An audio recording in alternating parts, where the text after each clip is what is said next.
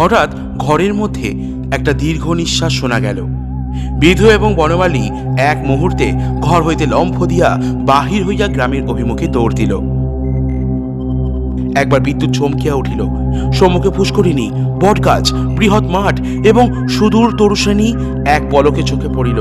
মনে পড়িল মাঝে মাঝে পুণ্যতিথি উপলক্ষে এই পুষ্করিণীতে আসিয়া স্নান করিয়াছে। মনে পড়িল সেই সময় এই শ্মশানে মৃতদেহ দেখিয়া মৃত্যুকে কি ভয়ানক মনে হইত। প্রথমে মনে হইল বাড়ি ফিরিয়া যাইতে হইবে, কিন্তু তখনই ভাবিল আমি তো বাঁচিয়া নাই, আমাকে বাড়িতে লইবে কেন? সেখানে যে অমঙ্গল হইবে। জীবরাজ্য হইতে আমি যে নির্বাসিত হইয়া আসিয়াছি, আমি যে আমার প্রেতাত্মা। তাই যদি না হইবে তবে সেই অর্ধরাত্রে সারদা শঙ্করের সুরক্ষিত অন্তঃপুর হইতে এই দুর্গম শ্মশানে আসিল কেমন করিয়া?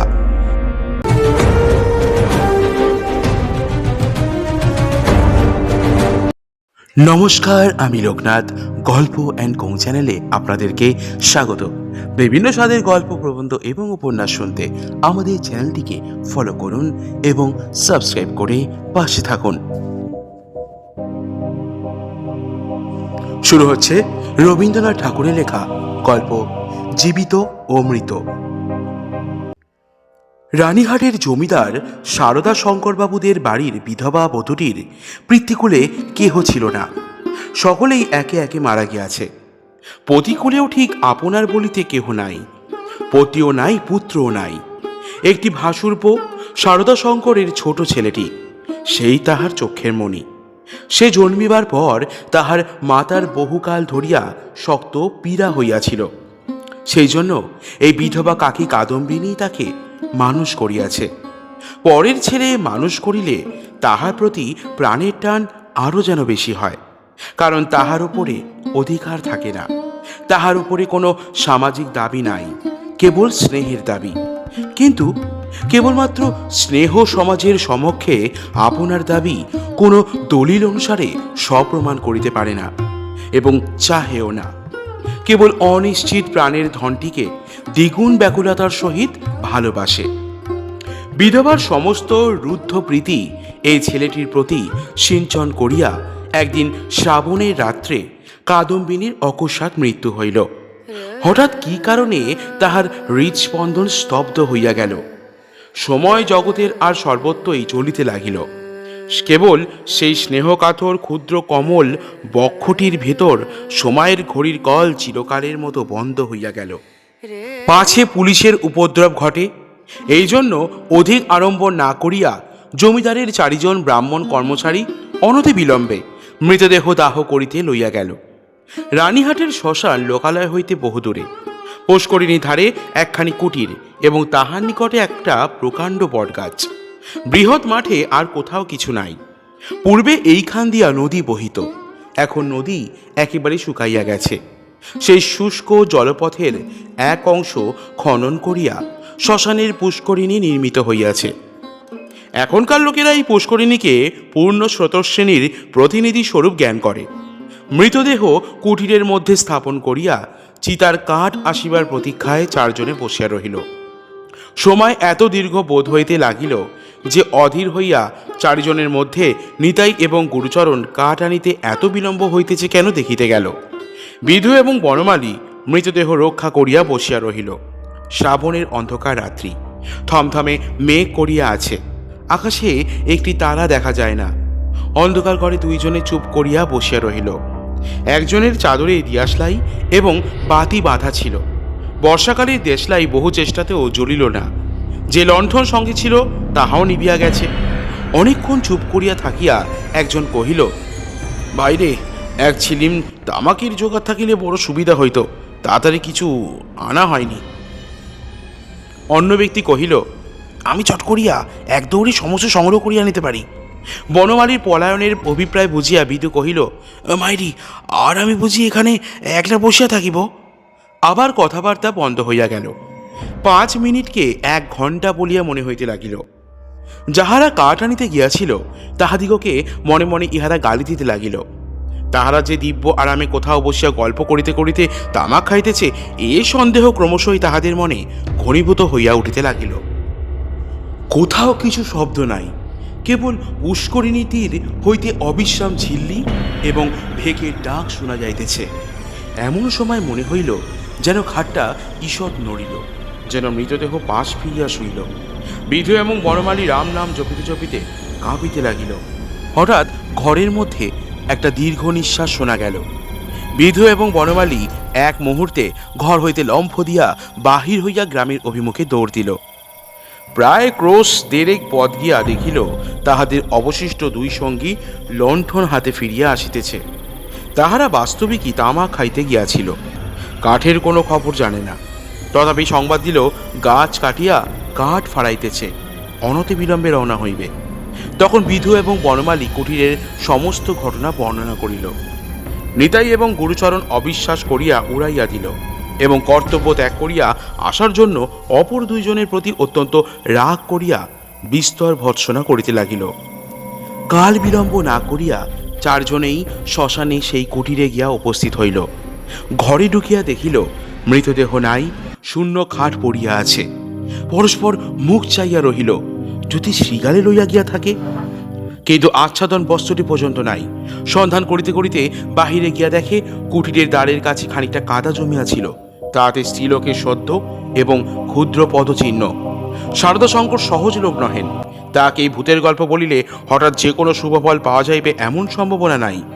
তখন চারজনে বিস্তর পরামর্শ করে স্থির করিল যে দাহ কার্য সমাধা হইয়াছে, এইরূপ খবর দেয়াই ভালো। ভোরের দিকে যাহারা কাঠ লইয়া আসিল তাহারা সংবাদ পাইল বিলম্ব দেখিয়া পূর্বেই কার্য শেষ করা হইয়াছে। কুটিরের মধ্যে কাঠ সঞ্চিত ছিল। এই সম্বন্ধে কাহারও সহজে সন্দেহ উপস্থিত হইতে পারে না, কারণ মৃতদেহ এমন কিছু বহুমূল্য সম্পত্তি নহে যে কেউ ফাঁকি দিয়া চুরি করিয়া লইয়া যাইবে। সকলেই জানেন জীবনের যখন কোনো লক্ষণ পাওয়া যায় না তখনও অনেক সময় জীবন প্রচ্ছন্নভাবে থাকে এবং সময় মতো পুনর্বার মৃতবৎ দেহে তাহার কার্য আরম্ভ হয়। কাদম্বিনীও মরে নাই, হঠাৎ কি কারণে তাহার জীবনের ক্রিয়া বন্ধ হইয়া গিয়াছিল। যখন সে সচেতন হইয়া উঠিল দেখিল চতুর্দিকে নিবিড় অন্ধকার। চিরা অভ্যাস মতো যেখানে শয়ন করিয়া থাকে মনে হইল এটা সে জায়গা নহে। একবার ডাকিল, দিদি দিদি। অন্ধকার ঘরে কেহ সাড়া দিল না। সবাই উঠিয়া বসিল। মনে পড়িল সেই মৃত্যুশয্যার কথা, সেই হঠাৎ বক্ষের কাছে একটি বেদনা, শ্বাসরোধের উপক্রম। তাহার বড় যা ঘরের কোণে বসিয়া একটি অগ্নিকুণ্ডের ওপরে খোকার জন্য দুধ গরম করিতেছে। কাদম্বিনী আর দাঁড়াইতে না পারিয়া বিছানার ওপর আছাড় খাইয়া পড়িল। রুদ্ধ কণ্ঠে কহিল, দিদি একবার খোকাকে আনিয়া দাও, আমার প্রাণ কেমন করিতেছে। তাহার পর সমস্ত কালো হইয়া আসিল, যেন একটি লেখার খাতার ওপরে দোয়াত শুদ্ধ কালি গড়াইয়া পড়িল। কাদম্বিনীর সমস্ত স্মৃতি এবং চেতনা, বিশ্বগ্রন্থের সমস্ত অক্ষর এক মুহূর্তে একাকার হইয়া গেল। খোকা তাহাকে একবার শেষবারের মতো তাহার সে সুমিষ্ট ভালোবাসার স্বরে কাকিমা বলিয়া ডাকিয়াছিল কিনা, তাহার অনন্ত অজ্ঞাত মরণযাত্রার পথে চিরপরিচিত পৃথিবী হইতে এই শেষ স্নেহপাথেয়টুকু সংগ্রহ করিয়া আনিয়াছিল কিনা, বিধবার তাহাও মনে পড়ে না। প্রথমে মনে হইল জমালয় বুঝি এইরূপ চিরনির্জন এবং চিরান্ধকার, সেখানে কিছুই দেখিবার নাই, শুনিবার নাই, কাজ করিবার নাই, কেবল চিরকাল এইরূপ জাগিয়া উঠিয়া বসিয়া থাকিতে হইবে। তাহার পর যখন মুক্তদ্বার দিয়া হঠাৎ একটা ঠান্ডা বাদলার বাতাস দিল এবং বর্ষার ভেকের ডাক কানে প্রবেশ করিল, তখন এক মুহূর্তে তাহার এই স্বল্প জীবনের শৈশব সমস্ত বর্ষার স্মৃতি ঘনীভূতভাবে তাহার মনে উদয় হইল এবং পৃথিবীর নিকট সংস্পর্শ সে অনুভব করিতে পারিল। একবার বিদ্যুৎ চমকিয়া উঠিল।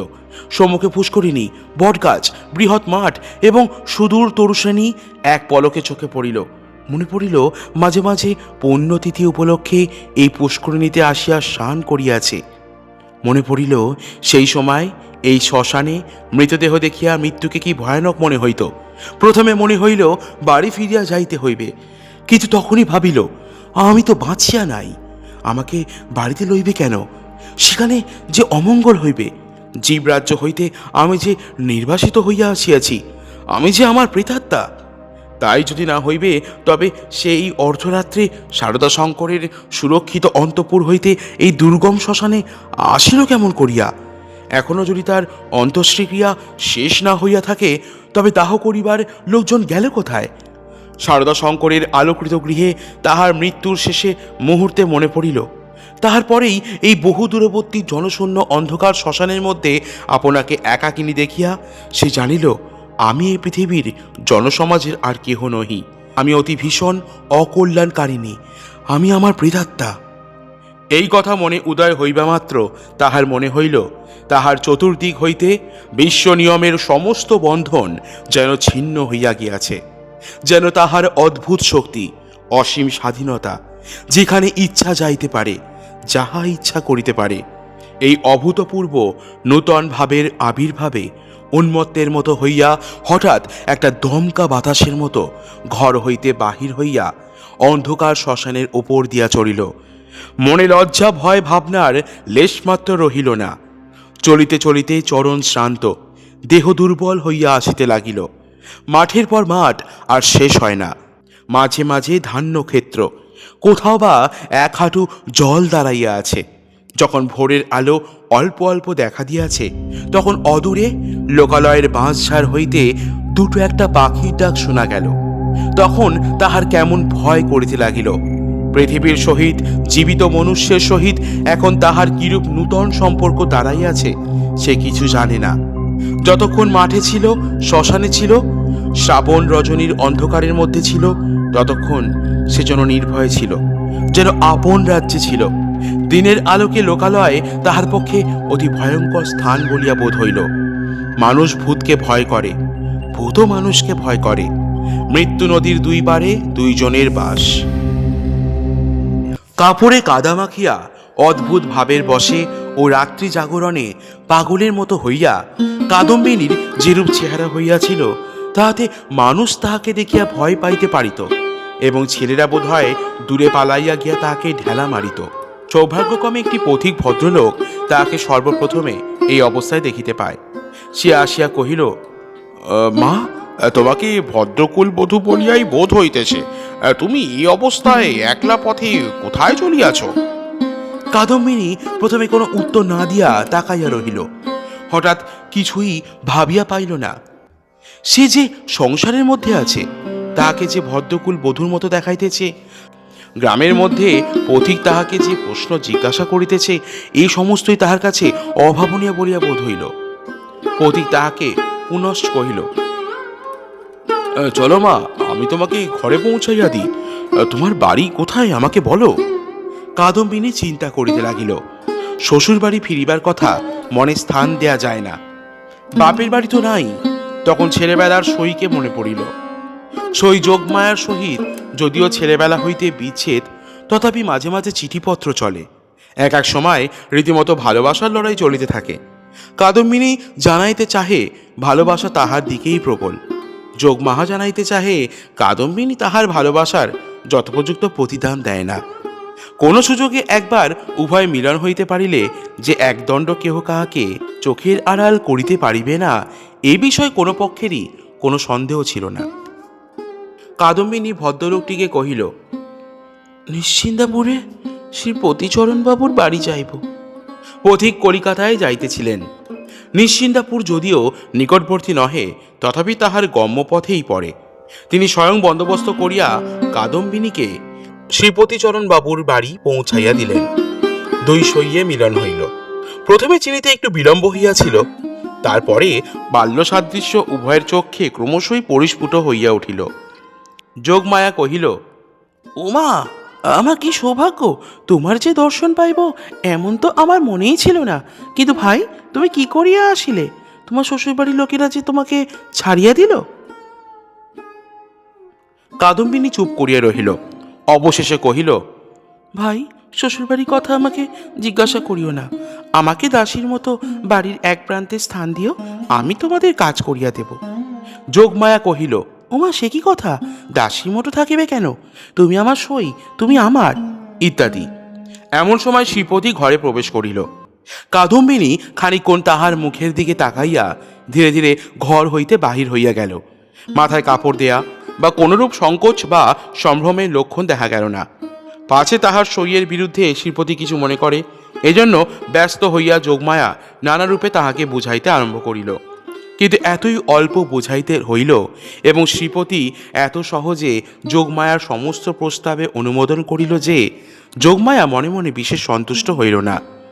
কাদম্বিনী সইয়ের বাড়িতে আসিল, কিন্তু সইয়ের সঙ্গে মিশিতে পারিল না। মাঝে মৃত্যুর ব্যবধান। আত্মসম্বন্ধে সর্বদা একটা সন্দেহ, চেতনা থাকিলে পরের সঙ্গে মেলা যায় না। কাদম্বিনী যোগমায়ার মুখের দিকে চায় এবং কি যেন ভাবে, মনে করে স্বামী এবং ঘরকণা লইয়া ও যেন বহুদূরে আর এক জগতে আছে। স্নেহ মমতা এবং সমস্ত কর্তব্য লইয়া ও যেন পৃথিবীর লোক, আর আমি যেন শূন্য ছায়া। ও যেন অস্তিত্বের দেশে, আর আমি যেন অনন্তের মধ্যে। যোগমায়েরও কেমন কেমন লাগিল, কিছুই বুঝিতে পারিল না। স্ত্রীলোক রহস্য সহ্য করিতে পারে না, কারণ অনিশ্চিতকে লইয়া কবিত্ব করা যায়, বীরত্ব করা যায়, পাণ্ডিত্য করা যায়, কিন্তু ঘরকন্যা করা যায় না। এই জন্য স্ত্রীলোক যেটা বুঝিতে পারে না, হয় সেটার অস্তিত্ব বিলোপ করিয়া তাহার সহিত কোনো সম্পর্ক রাখে না, নয় তাহাকে স্বহস্তে নূতন মূর্তি দিয়া নিজের ব্যবহারযোগ্য একটি সামগ্রী গড়িয়া তোলে। যদি দুইয়ের কোনোটাই না পারে, তবে তাহার ওপর ভারী রাগ করিতে থাকে। কাদম্বিনী যতই দুর্বোধ হইয়া উঠিল, যোগমায়া তাহার ওপর ততই রাগ করিতে লাগিল। ভাবিল, এ কি উপদ্রব স্কন্ধের ওপর চাপিল। আবার আর এক বিপদ, কাদম্বিনী আপনাকে আপনি ভয় করে। সে নিজের কাজ হইতে নিজে কিছুতেই পলাইতে পারে না। যাহাদের ভূতের ভয় আছে, তাহারা আপনার পশ্চাৎ দিককে ভয় করে। যেখানে দৃষ্টি রাখিতে পারে না, সেইখানেই ভয়। কিন্তু কাদম্বিনীর আপনার মধ্যেই সর্বাপেক্ষা বেশি ভয়, বাহিরে তার ভয় নাই। এই জন্য বিজন দ্বিপ্রহরে সে একা ঘরে একদিন চিৎকার করিয়া উঠিত, এবং সন্ধ্যাবেলায় দীপালোকে আপনার ছায়া দেখিলে তাহার গা ছমছম করিতে থাকিত। তাহার এই ভয় দেখিয়া বাড়িশুদ্ধ লোকের মনে কেমন একটা ভয় জন্মিয়া গেল। চাকরদাসীরা এবং যোগমায়াও যখন তখন যেখানে সেখানে ভূত দেখিতে আরম্ভ করিল। একদিন এমন হইল, কাদম্বিনী অর্ধরাত্রে আপন স্বয়ংগৃহ হইতে কাঁদিয়া বাহির হইয়া একেবারে যোগমায়া গৃহদ্বারে আসিয়া কহিল, দিদি দিদি, তোমার দুটি পায়ে পড়ি গো, আমায় একলা ফেলিয়া রাখিও না। যোগমায়ার যেমন ভয়ও পাইল, তেমনই রাগও হইল। ইচ্ছা করিল তদ্দণ্ডেই কাদম্বিনীকে দূর করিয়া দেয়। দয়া পরবশ শ্রীপতি অনেক চেষ্টায় তাহাকে ঠান্ডা করিয়া পার্শ্ববর্তী গৃহে স্থান দিল। পরদিন অসময়ে অন্তঃপুরে শ্রীপতির তলব হইল। যোগমায়া তাহাকে অকস্মাৎ ভৎসনা করিতে আরম্ভ করিল। হ্যাঁ গা, তুমি কেমন ধারা লোক! একজন মেয়ে মানুষ আপন শ্বশুরঘর ছাড়িয়া তোমার ঘরে আসিয়া অধিষ্ঠান হইল, মাসখানেক হইয়া গেল, তবু যাইবার নাম করে না। আর তোমার মুখে যে একটি আপত্তিমাত্র শুনি না। তোমার মনের ভাবটা কি বুঝাইয়া বলো দেখি। তোমরা পুরুষ মানুষ এমনই জাতি বটে। বাস্তবিক সাধারণ স্ত্রী জাতির পরে পুরুষ মানুষের একটা নির্বিচার পক্ষপাত আছে, এবং সেজন্য স্ত্রীলোকেরাই তাহাদিগকে অধিক অপরাধী করে। নিঃসহায়া অথচ সুন্দরী কাদম্বিনীর প্রতি শ্রীপতির করুণা যে যথোচিত মাত্রার চেয়ে কিঞ্চিত অধিক ছিল, তাহার বিরুদ্ধে তিনি যোগমায়ার গাত্রস্পর্শপূর্বক শপথ করিতে উদ্যত হইলেও তাহার ব্যবহারে তাহার প্রমাণ পাওয়া যাইত। তিনি মনে করিতেন, নিশ্চয়ই শ্বশুরবাড়ির লোকেরা এই পুত্রহীনা বিধবার প্রতি অন্যায় অত্যাচার করিত, তাই নিতান্ত সহ্য করিতে না পারিয়া পলাইয়া কাদম্বিনী আমার আশ্রয় লইয়াছে। যখন ইহার বাপ মা কেহই নাই, তখন আমি ইহাকে কি করিয়া ত্যাগ করি? এই বলিয়া তিনি কোনরূপ সন্ধান লইতে ক্ষান্ত ছিলেন, এবং কাদম্বিনীকেও এই অপ্রীতিকর বিষয়ে প্রশ্ন করিয়া ব্যথিত করিতে তাহার প্রবৃত্ত হইত না। তখন তাহার স্ত্রী তাহার অসার কর্তব্য বুদ্ধিতে নানা প্রকার আঘাত দিতে লাগিল। কাদম্বিনীর শ্বশুরবাড়িতে খবর দেওয়া যে তাহার গৃহের শান্তিরক্ষার পক্ষে একান্ত আবশ্যক, তাহা তিনি বেশ বুঝিতে পারিলেন। অবশেষে স্থির করিলেন, হঠাৎ চিঠি লিখিয়া বসিলে ভালো ফল নাও হইতে পারে। অতএব রানীহাটে তিনি নিজে গিয়া সন্ধান লইয়া যাহা কর্তব্য স্থির করিবেন। শ্রীপতি তো গেলেন। এদিকে যোগমায়া আসিয়া কাদম্বিনীকে কহিল, সই, এখানে তোমার আর থাকা ভালো দেখাইতেছে না, লোকে কি বলিবে? কাদম্বিনী গম্ভীরভাবে যোগমায়ার মুখের দিকে তাকাইয়া কহিল, লোকের সঙ্গে আমার সম্পর্ক কি? যোগমায়া কথা শুনিয়া অবাক হইয়া গেল, কিঞ্চিত রাগিয়া কহিল, তোমার না থাক, আমাদের তো আছে। আমরা পরের ঘরের বধূকে কি বলিয়া আটক করিয়া রাখিব? কাদম্বিনী কহিল, আমার শ্বশুর ঘর কোথায়? যোগমায়া ভাবিল, আমরণ। কাদম্বিনী ধরে ধীরে কহিল, আমি কি তোমাদের কেহ? আমি কি এ পৃথিবীর? তোমরা হাসিতেছ, কাঁদিতেছ, ভালোবাসিতেছ, সবাই আপন আপন লইয়া আছো। আমি তো কেবল চাইয়া আছি। তোমরা মানুষ আর আমি ছায়া, বুঝিতে পারি না ভগবান আমাকে তোমাদের এই সংসারের মাঝখানে কেন রাখিয়াছেন।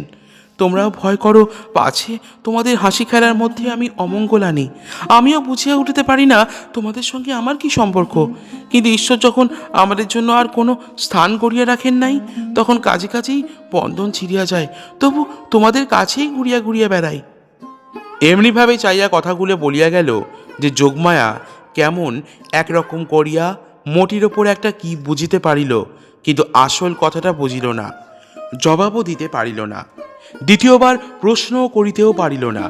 অত্যন্ত ভারগ্রস্ত গম্ভীরভাবে চলিয়া গেল। রাত্রি প্রায় যখন 10টা, তখন শ্রীপতি রানীহাট হইতে ফিরিয়া আসিলেন। মুষলধারে বৃষ্টিতে পৃথিবী ভাসিয়া যাইতেছে। ক্রমাগতই তাহার ঝরঝর শব্দ মনে হইতেছে। বৃষ্টির শেষ নাই, আজ রাত্রিরও শেষ নাই। যোগমায়া জিজ্ঞাসা করিলেন, কি হইল? শ্রীপতি কহিলেন, সে অনেক কথা পরে হইবে বলিয়া কাপড় ছাড়িয়া আহার করিলেন এবং তামাক খাইয়া শুইতে গেলেন। ভাবটা অত্যন্ত চিন্তিত। যোগমায়া অনেকক্ষণ কৌতূহল দমন করিয়াছিলেন। শয্যায় প্রবেশ করিয়াই জিজ্ঞাসা করিলেন, কি শুনিলে বলো? শ্রীপতি কহিলেন, নিশ্চয়ই তুমি একটা ভুল করিয়াছ। শুনিবা মাত্র যোগমায়া মনে মনে ঈষৎ রাগ করিলেন। ভুল মেয়েরা কখনোই করে না, যদি বা করে কোনো সুবুদ্ধি পুরুষের সেটা উল্লেখ করা কর্তব্য হয় না। নিজের ঘাড় পাতিয়া লওয়াই সুযুক্তি। যোগমায়া কিঞ্চিত উষ্ণভাবে কহিলেন, কিরকম শুনি? যে স্ত্রীলোকটিকে তোমার ঘরে স্থান দিয়াছ সে তোমার সই কাদম্বিনী নহে। এমনতরা কথা শুনিলে সহজেই রাগ হইতে পারে, বিশেষত নিজের স্বামীর মুখে শুনিলে তো কথাই নাই। যোগমায়া কহিলেন, আমার সইকে আমি চিনি না, তোমার কাছ হইতে চিনিয়া লইতে হবে কি কথা শ্রী? শ্রীপতি বুঝাইলেন, এ স্থলে কথা শ্রী লইয়া কোন রূপ তর্ক হইতেছে না, প্রমাণ দেখিতে হইবে। যোগমায়া সই কাদম্বিনী যে মারা গিয়াছে তাহাতে কোনো সন্দেহ নাই। যোগমায়া কহিলেন, ওই শোনো, তুমি নিশ্চয়ই একটা গোল পাকাইয়া আসিয়াছ। কোথায় যাইতে কোথায় গিয়াছ, কি শুনিতে কি শুনিয়াছ তাহার ঠিক নাই। তোমাকে নিজে যাইতে কে বলিল? একখানা চিঠি লিখিয়া দিলেই সমস্ত পরিষ্কার হইত।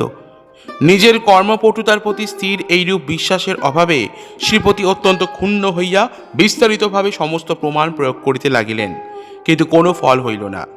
উভয় পক্ষে হা না করিতে করিতে রাত্রি দ্বিপ্রহর হইয়া গেল। যদিও কাদম্বিনীকে এই দণ্ডেই গৃহ হইতে বহিষ্কৃত করিয়া দেওয়া সম্বন্ধে স্বামী স্ত্রী কাহারও মতভেদ ছিল না, কারণ শ্রীপতির বিশ্বাস তাহার অতিথি ছদ্ম পরিচয়ে তাহার স্ত্রীকে এতদিন প্রতারণা করিয়াছে এবং যোগমায়ের বিশ্বাস সে কুল ত্যাগিনী। তথাপি উপস্থিত তর্কটা সম্বন্ধে উভয়ের কেহই হার মানিতে চাহেন না। উভয়ের কণ্ঠস্বর ক্রমেই উচ্চ হইয়া উঠিতে লাগিল। ভুলিয়া গেলেন পাশের ঘরেই কাদম্বিনী শুইয়া আছে। একজন বলেন, ভালো বিপদেই পড়া গেল, আমি নিজের কানে শুনিয়া আসিলাম। আরেকজন দৃঢ় স্বরে বলেন, সে কথা বলিলে মানিব কেন, আমি নিজের চোখে দেখিতেছি। অবশেষে যোগমায়া জিজ্ঞাসা করিলেন, আচ্ছা কাদম্বিনী কবে মরিল বড় দেখি? ভাবিলেন কাদম্বিনীর কোনো একটা চিঠির তারিখের সহিত অনৈক্য বাহির করিয়া শ্রীপতির ভ্রম সপ্রমাণ করিয়া দেবেন। শ্রীপতি যে তারিখের কথা বলিলেন উভয়ে হিসাব করিয়া দেখিলেন, যেদিন সন্ধ্যাবেলায় কাদম্বিনী তাহাদের বাড়িতে আসে সে তারিখ ঠিক তাহার পূর্বের দিনেই পড়ে। শনিবা মাত্র যোগমায়ার বুকটা হঠাৎ কাঁপিয়া উঠিল। শ্রীপতিরও কেমন একরকম বোধ হইতে লাগিল। এমন সময় তাহাদের ঘরের দ্বার খুলিয়া গেল। একটা বাদলার বাতাস আসিয়া প্রদীপটা ফস করিয়া নিভিয়া গেল। বাহিরের অন্ধকার প্রবেশ করিয়া এক মুহূর্তে সমস্ত ঘরটা আগাগোড়া ভরিয়া গেল। কাদম্বিনী একেবারে ঘরের ভেতরে আসিয়া দাঁড়াইল। তখন রাত্রি 2:30 প্রহর হইয়া গিয়াছে। বাহিরে অবিশ্রাম বৃষ্টি পড়িতেছে। কাদম্বিনী কহিল, সই, আমি তোমার সেই কাদম্বিনী, কিন্তু এখন আমি আর বাঁচিয়া নাই, আমি মরিয়া আছি। যোগমায়া ভয়ে চিৎকার করিয়া উঠিলেন। শ্রীপতির বাক্স্ফূর্তি হইল না। কিন্তু আমি মরিয়াছি ছাড়া তোমাদের কাছে আর কি অপরাধ করিয়াছি? আমার যদি ইহলোকেও স্থান নাই, পরলোকেও স্থান নাই। ওগো, আমি তবে কোথায় যাইব? তীব্র কণ্ঠে চিৎকার করিয়া যেন এই গভীর বর্ষা নিশীতে সুপ্ত বিধাতাকে জাগ্রত করিয়া জিজ্ঞাসা করিল, ওগো, আমি তবে কোথায় যাইব? এই বলিয়া মূর্ছিত দম্পতিকে অন্ধকার ঘরে ফেলিয়া বিশ্বজগতে কাদম্বিনী আপনার স্থান খুঁজিতে গেল। কাদম্বিনী যে কেমন করিয়া রানীহাটে ফিরিয়া গেল তাহা বলা কঠিন, কিন্তু প্রথমে কাহাকেও দেখা দিল না। সমস্ত দিন অনাহারে একটা ভাঙা পোড়ো মন্দিরে যাপন করিল। বর্ষার অকাল সন্ধ্যা যখন অত্যন্ত ঘন হইয়া আসিল, আসন্ন দুর্যোগের আশঙ্কায় গ্রামের লোকেরা ব্যস্ত হইয়া আপন আপন গৃহে প্রবেশ করিল, আপন আপন গৃহ আশ্রয় করিল, তখন কাদম্বিনী পথে বাহির হইল। শ্বশুর বাড়ির দ্বারে গিয়া একবার তাহার হৃৎকম্প উপস্থিত হইয়াছিল, কিন্তু মস্ত ঘোমটা টানিয়া যখন ভেতরে প্রবেশ করিল, দাসী ভ্রমে দাঁড়িরা কোনরূপ বাধা দিল না। এমন সময় বৃষ্টি খুব চাপিয়া আসিল, বাতাসও বেগে বহিতে লাগিল। তখন বাড়ির গৃহিণী শারদা শঙ্করের স্ত্রী তাহার বিধবা ননদের সহিত তাস খেলিতেছিলেন। ঝি ছিল রান্নাঘরে এবং পীড়িত খোকা জ্বরের উপশমে শয়নগৃহে বিছানায় ঘুমাইতেছিল। কাদম্বিনী সকলের চক্ষু এড়াইয়া সেই ঘরে গিয়া প্রবেশ করিল। সে যে কি ভাবিয়া শ্বশুরবাড়ি আসিয়াছিল জানি না, সে নিজেও জানে না। কেবল এইটুকু জানে যে একবার খোকাকে চোখে দেখিয়া যাইবার ইচ্ছা, তাহার পর কোথায় যাইবে কি হইবে সে কথা সে ভাবেও নাই। দীপালোকে দেখিল রুগ্ন শীর্ণ খোকা হাত মুঠা করিয়া ঘুমাইয়া আছে। দেখিয়া উত্তপ্ত হৃদয় যেন তৃষাতুর হইয়া উঠিল। তাহার সমস্ত বালাই লইয়া তাহাকে একবার বুকে চাপিয়া না ধরিলে কি বাঁচা যায়? আর তাহার মনে পড়িল, আমি নাই, ইহাকে দেখিবার কে আছে? ইহার মা সঙ্গ ভালোবাসে, গল্প ভালোবাসে, খেলা ভালোবাসে। এতদিন আমার হাতে ভার দিয়াই সে নিশ্চিন্ত ছিল। কখনো তাহাকে ছেলে মানুষ করিবার কোনো দায় পোহাইতেই হয় নাই। আজ ইহাকে কে তেমন করিয়া যত্ন করিবে? এমন সময় খোকা হঠাৎ পাশ ফিরিয়া অর্ধনিদ্রিত অবস্থায় বলিয়া উঠিল, কাকিমা, জল দে। মরিয়া যাই। শোনা আমার, তোর কাকিমাকে এখনো বলিস নাই? তাড়াতাড়ি কুঁজো হইতে জল গড়াইয়া লইয়া খোকাকে বুকের ওপর তুলিয়া কাদম্বিনী তাহাকে জলপান করাইল। যতক্ষণ ঘুমের ঘোর ছিল, চিরা অভ্যাস মতো কাকিমার হাত হইতে জল খাইতে খোকার কিছুই আশ্চর্য বোধ হইল না।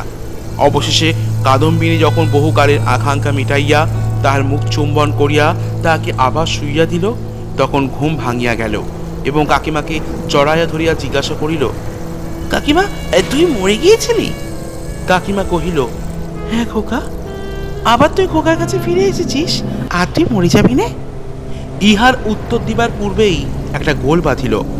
ঝি এক বাটি সাগু হাতে করিয়া ঘরে প্রবেশ করিয়াছিল। হঠাৎ বাটি ফেলিয়া মা গো বলিয়া আছাড় খাইয়া পড়িয়া গেল। চিৎকার শুনিয়া তাস ফেলিয়া গিন্নি ছুটিয়া আসিলেন। ঘরে ঢুকিতেই তিনি একেবারে কাঠের মতো হইয়া গেলেন। পলাইতেও পারিলেন না, মুখ দিয়া এইটি কথাও সরিল না। এই সকল ব্যাপার দেখিয়া খোকারও মনে ভয়ের সঞ্চার হইয়া উঠিল। সে কাঁদিয়া বলিয়া উঠিল, কাকিমা, তুই যা যা কাকিমা। কাদম্বিনী অনেক দিন পরে আজ অনুভব করিয়াছে যে সে মরে নাই। সেই পুরাতন ঘরদ্বার, সেই সমস্ত, সেই খোকা, সেই স্নেহ তাহার পক্ষে সমান জীবন্তভাবেই আছে। মধ্যে কোনো বিচ্ছেদ, কোনো ব্যবধান জন্মায় নাই। সইয়ের বাড়ি গিয়া অনুভব করিয়াছিল বাল্যকালের সে সই মরিয়া গিয়াছে। খোকার ঘরে আসিয়া বুঝিতে পারিল খোকার কাকিমা তো একটিরও মরে নাই। ব্যাকুলভাবে কহিল, দিদি, তোমরা আমাকে দেখিয়া কেন ভয় পাইতেছ? এই দেখো, আমি তোমাদের সেই তেমনই আছি। গিন্নিয়া দাঁড়াইতে থাকিতে পারিলেন না, মূর্ছিত হইয়া পড়িয়া গেলেন। ভগ্নীর কাছে সংবাদ পাইয়া শারদা শঙ্কর বাবু স্বয়ং অন্তঃপুরে আসিয়া উপস্থিত হইলেন। তিনি জোর হস্তে কাদম্বিনীকে কহিলেন, ছোট বৌমা, এই কি তোমার উচিত হয়? সতীশ আমার বংশের একমাত্র ছেলে, উহার প্রতি তুমি কেন দৃষ্টি দিতেছ? আমরা কি তোমার পর? তুমি যাওয়ার পর হইতে ও প্রতিদিন শুকাইয়া যাইতেছে। উহার ব্যবহার ছাড়ে না, দিনকাল কেবল কাকিমা কাকিমা করে। যখন সংসার হইতে বিদায় লইয়াছ, তখন এ মায়াবন্ধন ছিঁড়িয়া যাও। আমরা তোমার যথোচিত সৎকার করিব। তখন কাদম্বিনী আর সইতে পারিল না, তীব্র কণ্ঠে বলিয়া উঠিল, ওগো, আমি মরি নাই গো, মরি নাই। আমি কেমন করিয়া তোমাদের বুঝাইবো আমি মরি নাই? এই দেখো, আমি বাঁচিয়া আছি। বলিয়া কাঁসার বাটিটা ভূমি হইতে তুলিয়া কপালে আঘাত করিতে লাগিল। কপাল ফাটিয়া রক্ত বাহির হইতে লাগিল। তখন বলিল, এই দেখো, আমি বাঁচিয়া আছি। শারদা শঙ্কর মূর্তির মতো দাঁড়াইয়া রহিলেন। খোকা ভয়ে বাবাকে ডাকিতে লাগিল। দুই মূর্ছিতা রমণী মাটিতে পড়িয়া রহিল। তখন কাদম্বিনী, ওগো, আমি মরি নাই গো, মরি নাই গো, মরি নাই বলিয়া চিৎকার করিয়া ঘর হইতে বাহির হইয়া সিঁড়ি বাহিয়া নামিয়া অন্তঃপুরের পুষ্করিণীর জলের মধ্যে গিয়া পড়িল। শারদা শঙ্কর উপরের ঘর হইতে শুনিতে পাইলেন, ঝপাস করিয়া একটা শব্দ হইল। সমস্ত রাত্রি বৃষ্টি পড়িতে লাগিল। তাহার পরদিন সকালেও বৃষ্টি পড়িতেছে, মধ্যাহ্নেও বৃষ্টির বিরাম নাই। কাদম্বিনী মরিয়া প্রমাণ করিল সে মরে নাই।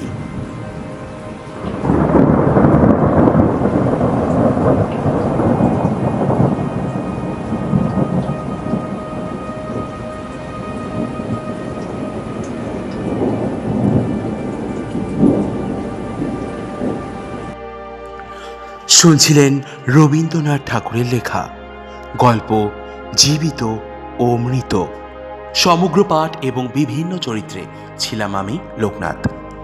বিভিন্ন স্বাদের গল্প, প্রবন্ধ এবং উপন্যাস শুনতে আমাদের চ্যানেলটিকে ফলো করুন এবং সাবস্ক্রাইব করে পাশে থাকুন। ফিরে আসছে নিয়ে আরও নতুন গল্প, উপন্যাস এবং প্রবন্ধ। শুনতে থাকুন এবং পাশে থাকুন। ভালো থাকবেন আপনারা সবাই।